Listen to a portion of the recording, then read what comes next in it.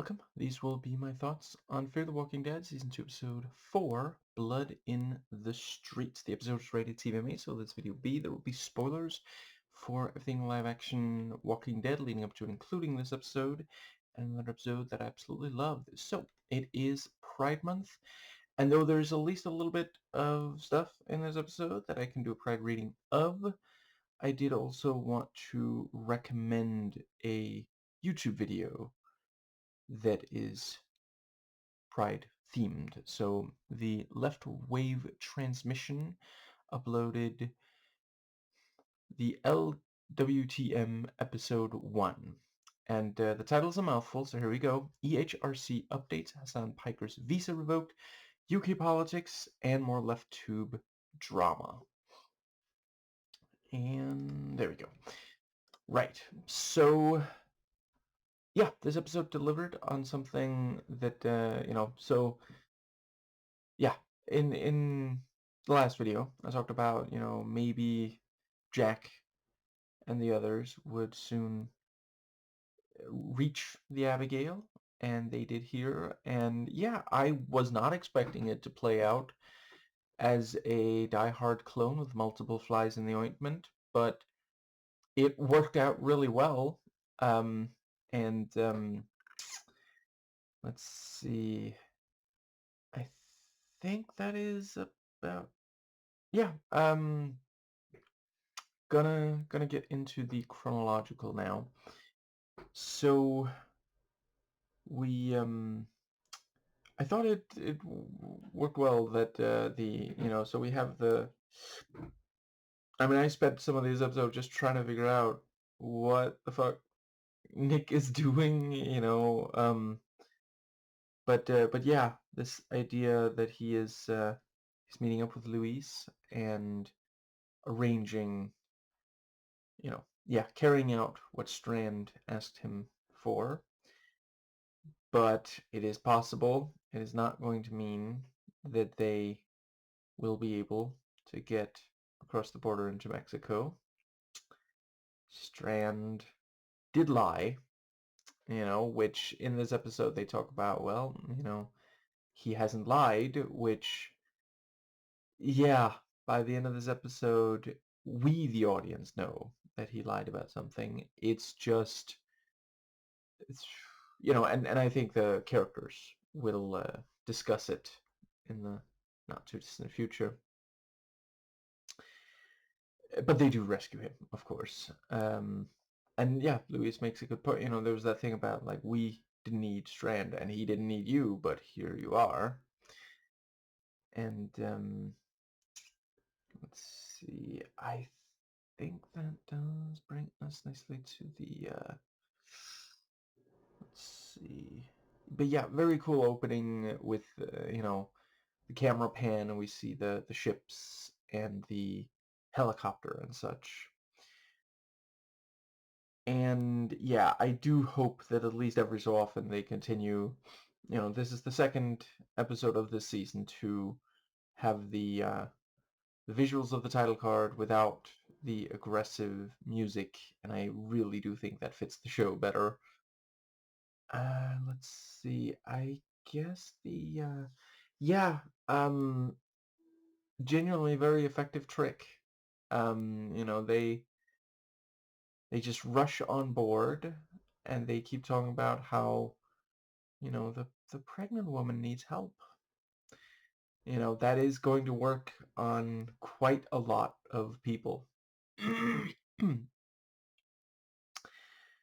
poor Chris, like, just, yeah, genuinely, he understands that he needs some guidance counselor, but yeah, you probably shouldn't ask out loud, you know, what he asks. And yeah, as Reed also points out. And yeah, I thought it worked. It was awesome the way that once shit goes down, it like goes fast. As soon as they make their move, they have situational control within just a couple of seconds, really. And yeah, the way that you know, we have all these little individual elements. You know, Travis says, yeah, you've got the thing about, like, you know, well, the guy who has the key is the one you shot at. And let's see. That was also, if I knew this kind of situation was coming up, I would not have guessed the strand would be so powerless to affect it. But that is a very cool expectations version. And let's see. Yeah, Alicia realizes, you know, this is Jack. Shit just left town. And there is, yeah, like, she is trying to convince him to trust her so that she can make a move of, you know, yeah. And at least some of the time it is working. And I appreciate the way that, yeah, she appealed to him some. And let's see, I think that pretty much covers.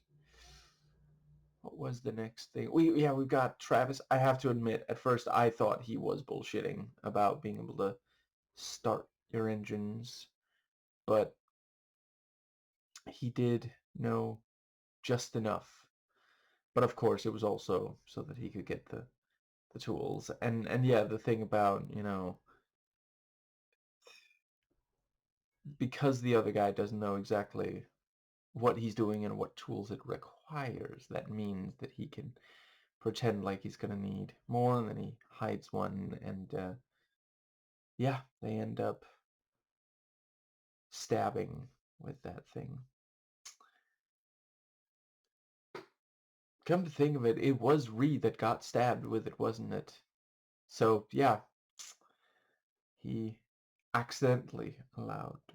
Certainly, Reed accidentally allowed the weapon that, whether it was him who was attacked with it, it was one of his people. And I think that pretty much covers it. Yeah, I like the way that Nick just, like, you know, so he guts himself up. And he, you know, at one point, like, uses a tent to get the upper hand, and he's like throwing a basketball around. Just, yeah. And let's see. I mean, there's no need to just. It's okay to have a little bit of fun with it as long as you don't, you know, lose control of the situation. And that's when we have the let's see. Yeah, Daniel trying to get out was also quite effective, and Maddie talking to the pregnant woman about the baby and the little things, you know, talking about which pregnancy is worst. And fuck me, the part where she talks about, you know, if you haven't felt the baby move in a while, might have died, might have turned. I do really appreciate how this franchise is devoted to the idea of continuing to come up with something incredibly fucked up. And yeah, that is yeah. Let's see. I think that is yeah, and the bit with, you know, she's just trying to wind me up. Trying to?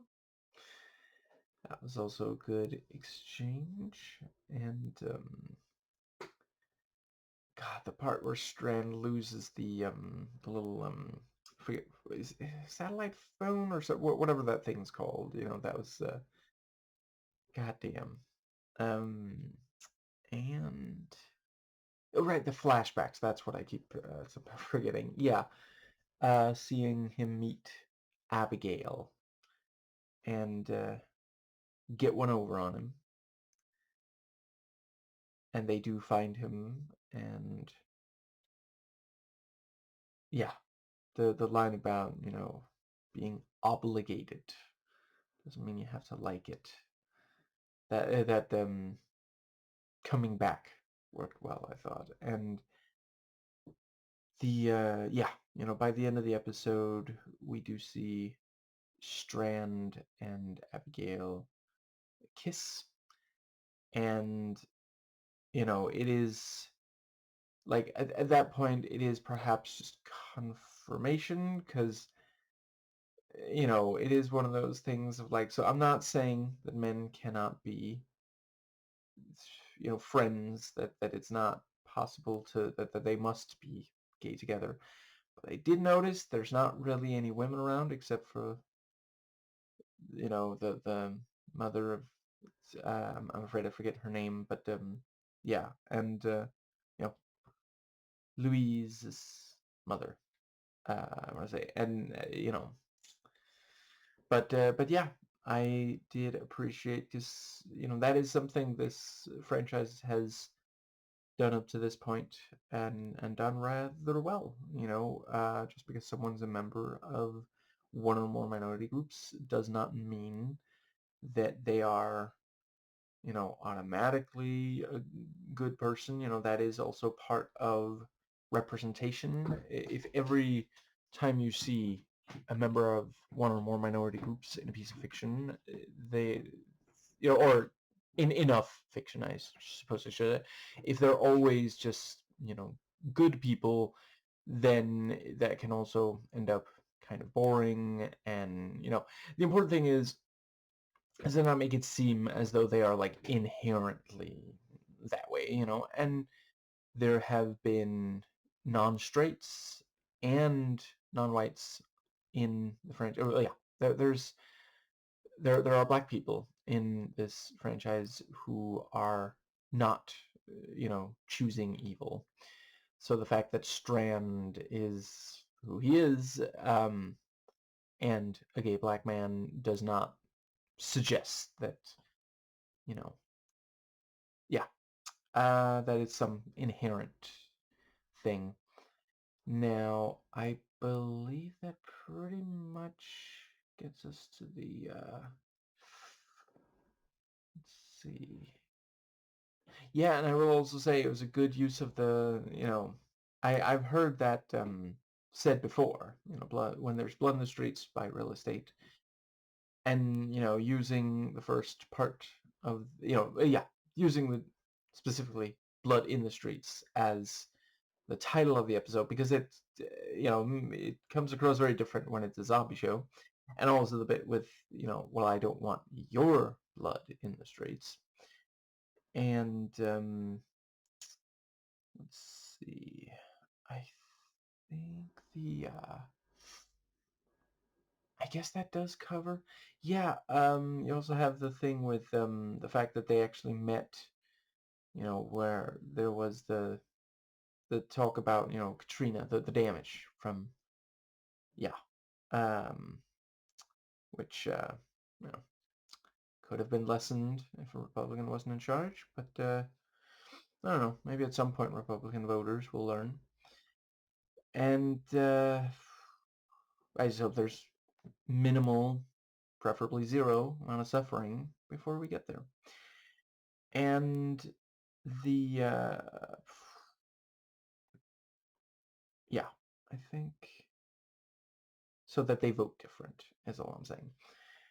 Anyway, I think but yeah, so from right away, like the relationship between Abigail and Strand is, at least somewhat defined by these bad things that happen that affect people. And I appreciate that it is also, it's not just on TV, it's also that they're talking about, like, I bought right before it hit, and now everything I own is underwater. It's, it's absolutely useless now.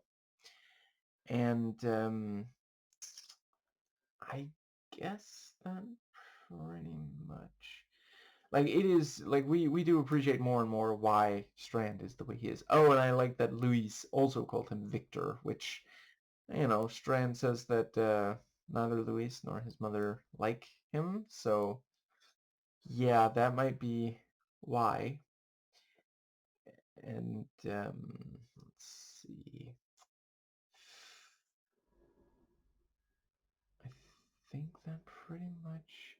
I like that Nick, after he's told, that he has to clean the blood and guts Murphy, I mean zombies stuff off before getting in the car, he immediately touches the outside of the car.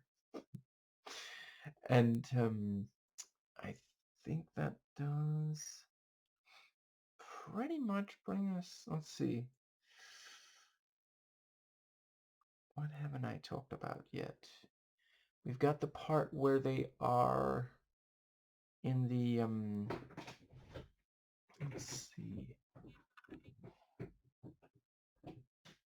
Yeah, I am looking forward to finding out. I think we will learn the answer as to why and how all the names are known to Reed, Prego Lady, and sorry, I just don't remember her name. I'm not saying she's defined by being pregnant.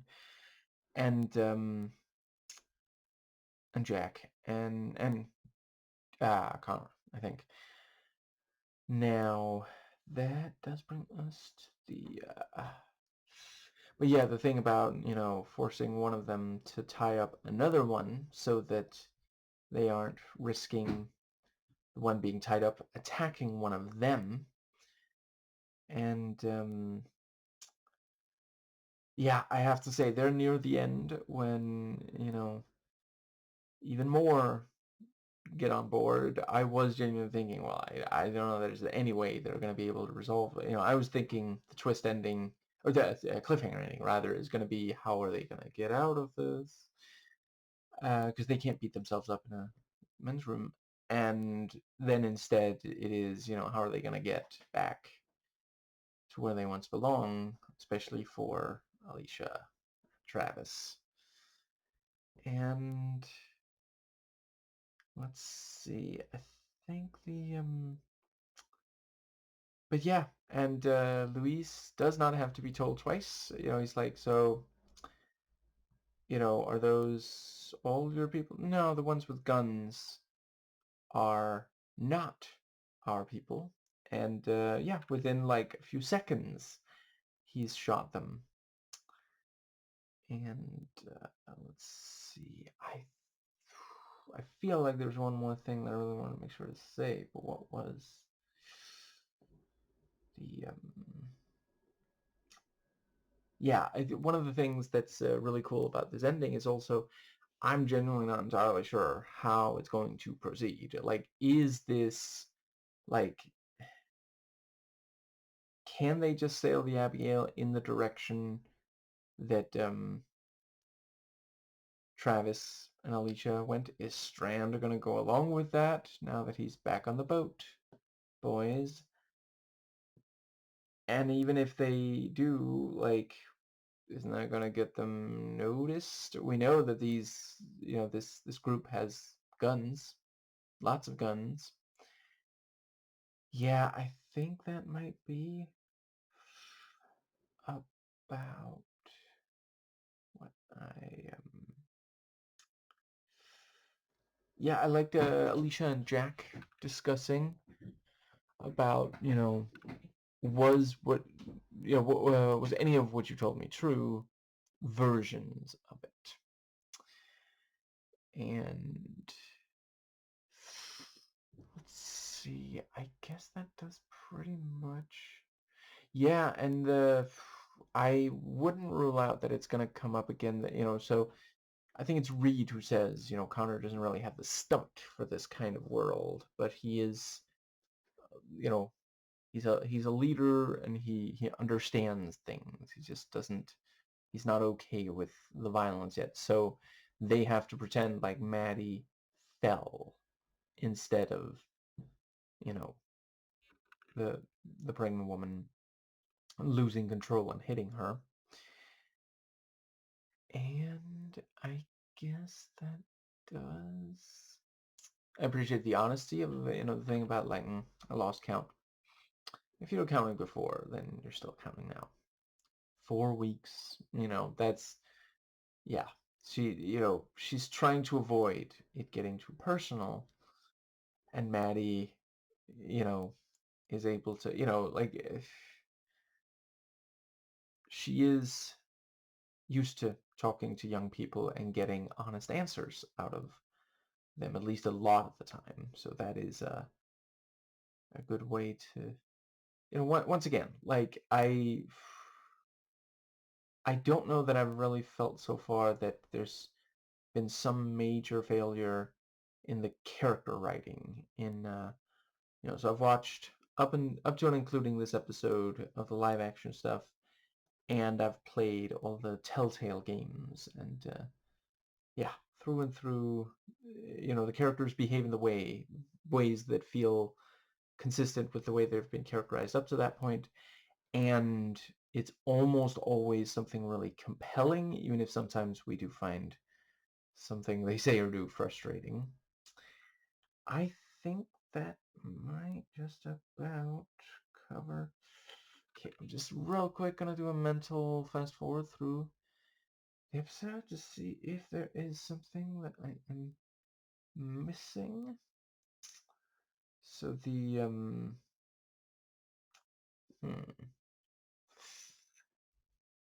I guess, let's see,